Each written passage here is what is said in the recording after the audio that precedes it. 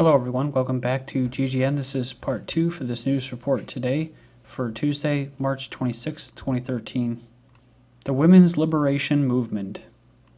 We just covered about the Women's Feminist Movement and some of the terms they change over to liberation because they've been oppressed. This is the Women's Liberation Movement was a collective struggle for equality, most active during the late 60s and 70s, although it actually started, if you watched the first video and you're just aware that this actually happened way before this. This happened in the early 1900s. This happened with the Bolshevik Revolution. This happened with the Second World War. I said here that sought to free women from oppression and male supremacy. The Women's Liberation Movement consisted of women's liberation groups, advocacy, protests, conscious raising, feminist theory, and a variety of diverse individual and groups' actions on behalf of women and freedom. The term Women's Liberation Movement is often used synonymously with either women's movement or second-wave feminism. You know that this is springing from Bolshevism or Marxism, communism, whatever you want to call it. When they say stuff like this, both have sometimes been characterized as a threat to men, particularly when the movements use rhetoric about struggle and revolution. Also, at the end of the video, we had a quote about how the powers that be like to, turn everything upside down, the belief in the current order, to gain control. And they use minority groups to do that, because as long as they're manageable, they can use them as pawns, as dupes, as useful idiots. It says here, Feminism, Destroying the Male and the Female Relationship from henrymankow.com. The above article is an excellent example on how feminism has collectively destroyed the male and female relationship. I will try to go into some detail as to why, using the key points from the article. Feminism brainwashed young women to see husbands as oppressors and family as bondage. There was no longer any reason to restrict sex to love and marriage. Therefore, in the feminist perception is that men have power over their wives and that the bond of marriage is a commitment that robs them of their freedom and independence in their lives. A woman's career used to be wife and mother. She consecrated her sexuality for the man she loved, the father of her children, her protector and provider. Women today are more focused on college and careers, that if the right man walked into their life, they would easily brush him aside in pursuit of their own interests and financial support, in an attempt to sustain her perception of freedom and independence in life and from men. And let's not forget, I've used this phrase before, concept of judging the other person, whether it's a man judging a woman or a woman judging a man, as a monetary asset. What's your monetary value? As before, the unit, when you had a normal traditional family unit, that's what actually helped keep them free. That's what helped keep the communities tight and cohesive so that they can maintain their freedoms, and when they had issues, they actually could create change, social change, or maintain their social order, but now they cannot do that. In the past, men have to prove their love and commitment before they could have sex. As a result, women were cherished and given a lifelong role of mother and wife, caretaker, nurturer, that satisfied their deepest emotional needs. Women also have constant fears fabricated from media and entertainment that all men are pigs, secretly rapists, and sexual opportunists. Not that men don't exist, but the large majority of men want a true relationship and a prosperous life with a woman that arouses their intellect as well as their loins. Men have also had their own fabricated fears from the same sources, in which they believe marriage is a setup for them to lose all their assets to a failed marriage, which is true. I mean, look at the statistics, and you're facing an uphill battle either way. Thus, the same with children, as it poses a risk to their income, factors in which all men collectively have in their overall perception of marriage instead of its true meaning. It says the main causes marriages in America are declining and failing is that many of them are purely based on sex and materialistic judgmental impulses. David Popenoe, a Rutgers sociologist, co-authored a study concerned that the downward trend will continue, saying, I'm worried most because of the teenagers, he said, with the breakdown of the family, pure culture, which includes pop culture, has gotten stronger. Nothing can be more anti-marriage than much of the popular culture. Why would a liberal sociologist like Popenoe be worried by severely declining marriages in this country?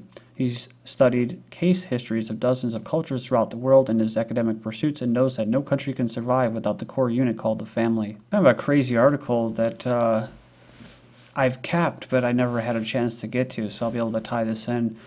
It says, when a reader tipped me to a talk delivered by a slave owner in 1712 entitled The Making of a Slave, I decided to compare the past and present. It says here that past methods of enslavement were highly sophisticated and closely resemble modern feminist social engineering. While Lynch was a British slave owner in the West Indies, he was invited to a colony of Virginia in 1712 to teach his methods to slave owners here. He advised slave owners to foster division, fear, envy, and distrust for control. Pit young versus old, light-skinned versus dark-skinned, and most importantly, male versus female. In the section called Breaking the Process of the African Women, he advocated shifting her dependency from the African male to the slave owner. This is achieved by beating and humiliating the male in front of the female, then beating the female if she does not get the message. This instills a kind of frigidity. It says here, we reverse nature by burning and pulling a civilized, I'll just say, black person apart and bullwhipping the other to the point of death, all in her presence. By her being left alone, unprotected, with the male image destroyed, the ordeal caused her to move from the psychological dependent state to a frozen independent state. In this frozen psychological state of independence, she will raise her male and female offspring in reverse roles. Lastly, for fear of the young male's life, she will psychologically train him to be mentally weak and dependent, but physically strong. Because she has become psychologically independent, she will train her female offspring to be psychologically independent. It says you've got that black woman out front and the black man behind and scared. This is a perfect situation of sound sleep and economic. I guess I'll just add this too, and then we'll move on. She will teach her female offspring to be like herself, independent, negotiable. It says she will raise her black male offspring to be mentally dependent and weak, but physically strong. In other words, body over mind. We will mate and breed them and continue the cycle. This is a good and sound and long-range comprehensive planning. So I guess that's come from the slave owner. I guess we'll continue. I didn't see this. Willie Lynch starts to sound like the Kabbalist author of the Protocols of the Elders of Zion.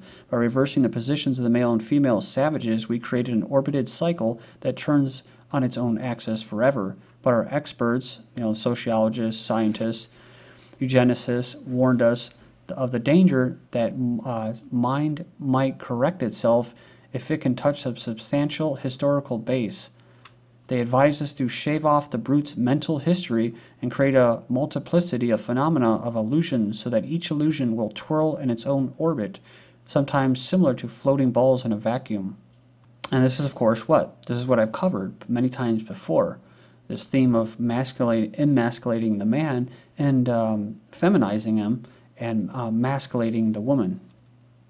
This creates an imbalance. And then, of course, when you mess with the family, that throws the whole orbit, the natural balance, out of balance.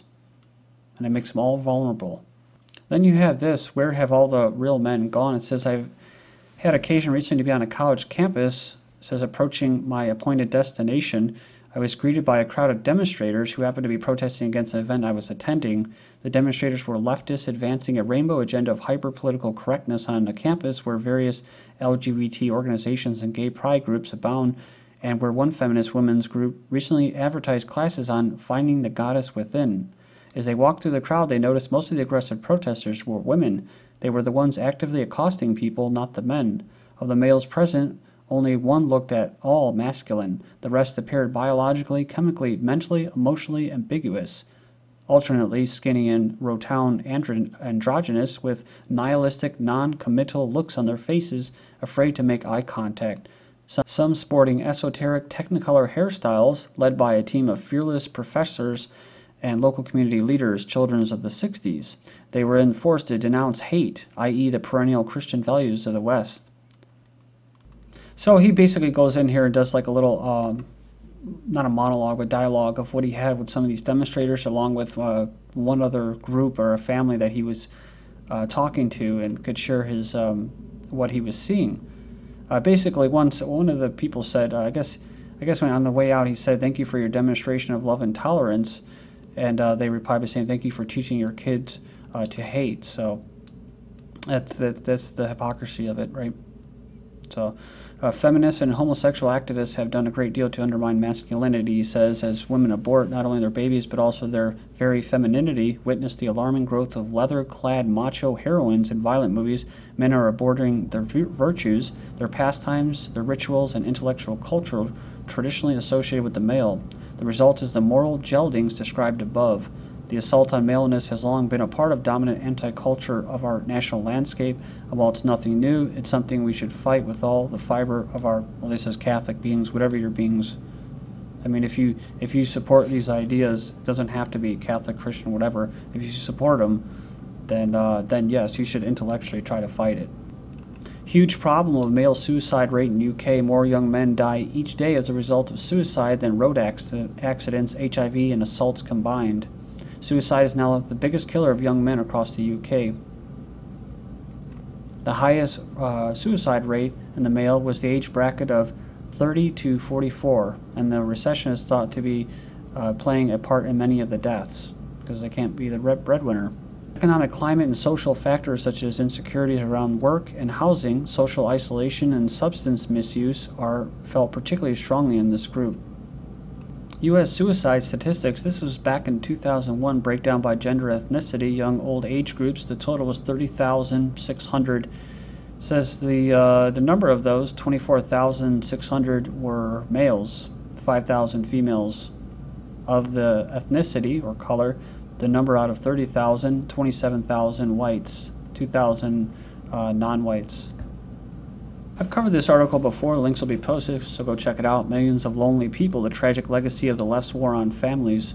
Britain appears to be turning into a disunited kingdom of solidarity and lonely people. It says recently the figures have shown that ever-increasing numbers of middle-aged men and women are living alone. So it says here between 45 and 64 have their own home but no spouse, partner, or children to live with them. Since the mid-90s, their number has grown by more than 50%. I looked at the demographics of where I was living, just as temporary, but it is an urban area, and I noticed that the average household has 2.5 people per house. 2.5, that's the mother, that's the father, or husband, wife, or just people that are just shacking up, and half a kid. And according to what scientists and projections are, is that's not sustainable for our species to have a half a kid or one kid. They say this disturbing trend was always entirely predictable as one of the baleful effects of the family breakdown. For the age group that is so overrepresented in these dismal figures is the post-war baby boomer generation, those who grew up in the swinging 60s and proceeded to throw over the traditional family. It says far worse is the damage is that it's been done to the links between generations. For if a parent disappears from his or her child's life, those children are far less likely to want to look after that parent when she becomes old and frail. This is the total number of divorces in England and Wales from 1858. So there you go. It was non-existent. Then of course World War I, bump. World War II, boom.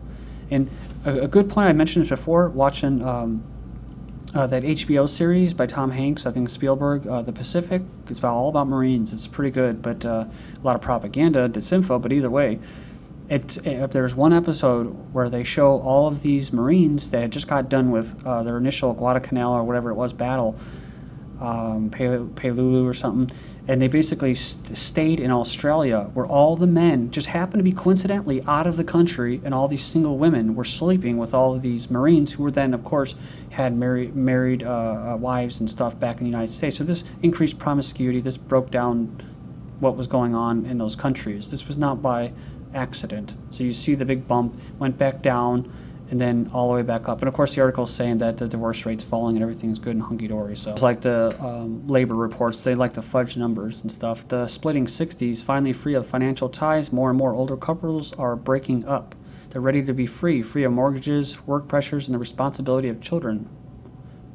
They're called silver separations have risen dramatically in the past few years. They believe their finances were in the best order they had ever had, so then they split. After birth abortions, eugenicists say babies are a parasitic burden on society. I've covered that before. These are numbers from 1900, the infant mortality rate. So, it's gone down, right? That's a good thing. But the number of abortions, roughly 50 million, has probably been a reverse of that chart. The number is lower in industrialized nations because, of course, they use contraceptive, they're good slaves, and pursue their careers. Why do women have abortions? 74% say having a baby would interfere with work, school, or other responsibilities. They can't afford a child. 48% they don't want to be a single parent or have relationship problems with husband or partner. Thank you.